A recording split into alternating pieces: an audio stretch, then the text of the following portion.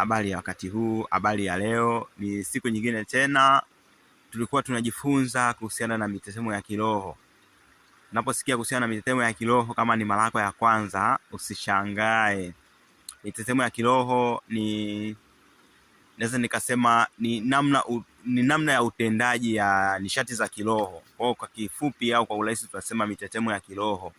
Yaani katika namna zote nishati za kiroho huwa zina namna yake ya utendaji, ambao kwa kifupi tunaita mitetemo ya kiroho. Nilikuwa nafundisha elimu hii katika channel ya United Kingdoms of Africa. Tulikuwa nafundisha masomo haya. Watu wanaweza kusema kwamba masomo haya yalikuwa yanaendelea, mbona yamesitishwa masomo? Labda kama ulikuwa unapenda au kama wewe umekuwa ni mwanafunzi katika darasa ambapo tulikuwa tunafundisha mambo haya kwa undani, ningetaka kukujulisha kwamba masomo sio kwamba yamesitishwa, masomo bado yapo. Lakini sasa nilipata dharura, mimi ambaye ndo nakuwa nafundisha mitetemo hiyo ya kiroho, mwalimu wa mitetemo ya kiroho, nilikuwa nimepata dharura kiasi kwamba tukashindwa kuendelea kuweza kutupia vipindi kwa muda. Nipata dharura kidogo, lakini nitarejea katika utulivu mzuri wa kuweza kuendelea na masomo yetu haya ambayo tulikuwa tunaendelea nayo. Lakini jambo kubwa ambalo limefanya nirejee ni habari njema. Sipo katika utulivu, lakini wenzangu wamefanikisha jambo kubwa. Elimu ya mitetemo ya kiroho sio elimu ambayo nilikuwa naifundisha kutoka kwenye kichwa changu. Elimu ya kiroho sio elimu ambayo ipo kwenye ufahamu wa mtu.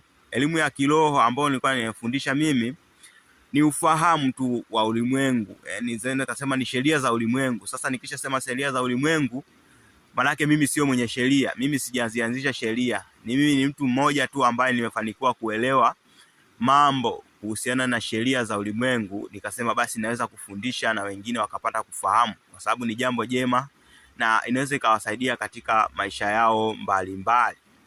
Kwa hiyo nikawa nafundisha kwa kutambua hivyo, nilikuwa nimeandika kitabu cha sheria hizo za ulimwengu. Kitabu kinaitwa Mitetemo ya Kiroho, kama ilivyo masomo haya tunayojifunza, masomo ya mitetemo ya kiroho.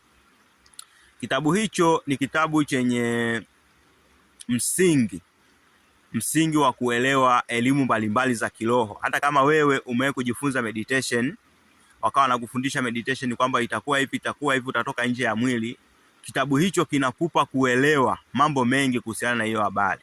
Kama wewe umekuwa ni msomi wa vitabu vya dini kama Biblia, kuna mafumbo unashindwa kufungua, basi kutokana na elimu iliyopo kwenye kitabu hichi utapata kuelewa. Wanaposema kwamba neno la Mungu linaposema kwamba tazameni mazingira yanayowazunguka, mnaweza kuelewa ufalme wa Mungu.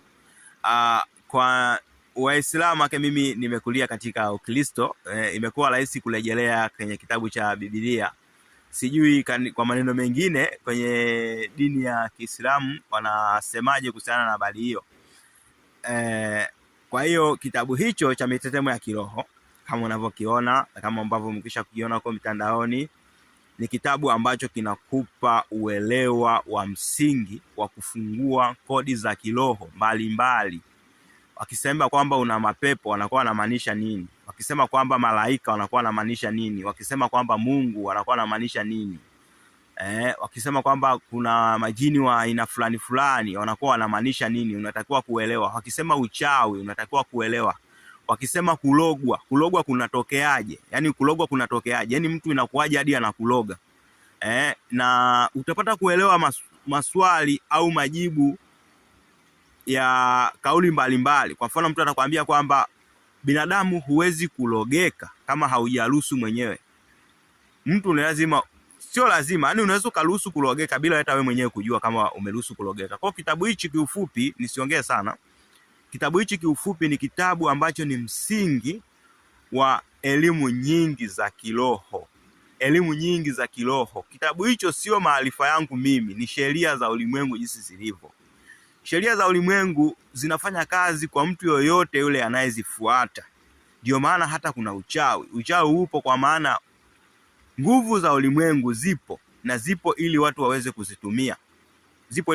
kuzitumia. Sasa ukipata nguvu za ulimwengu bila maadili, ndio hapa tunapata watu ni wachawi, tunapata watu wanaozuru watu wengine katika jamii, tunapata watu ambao wanafanya utawala kwa watu wengine katika jamii. Sasa kitabu hicho kinakufundisha misingi ya kiroho uweze kuelewa kwamba hata unapofanya uchaguzi wa kubobea elimu za kiroho ujue unabobea wapi, sio kubobea tu ili mradi.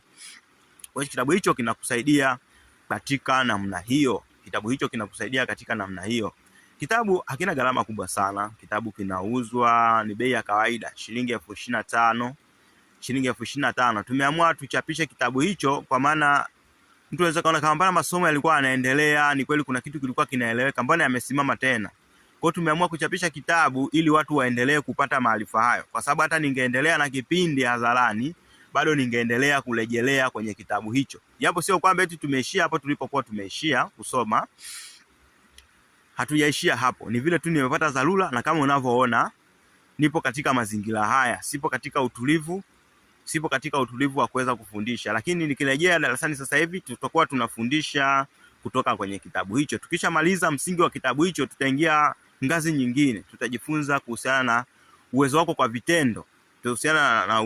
vitendo. Kwa jinsi gani unaweza ukaumba mambo. Ni mambo mengi watu waliopo darasani nadhani wameshafahamu kinachoendelea, lakini imekuja hapa ili waweze kutambua kwamba kuna bidhaa au kuna maarifa tayari tumeshayaweka sokoni. Tumeshachapisha kitabu kama unavyoona hapo, kitabu cha Mitetemo ya Kiroho kipo tayari. Kitabu cha Mitetemo ya Kiroho kipo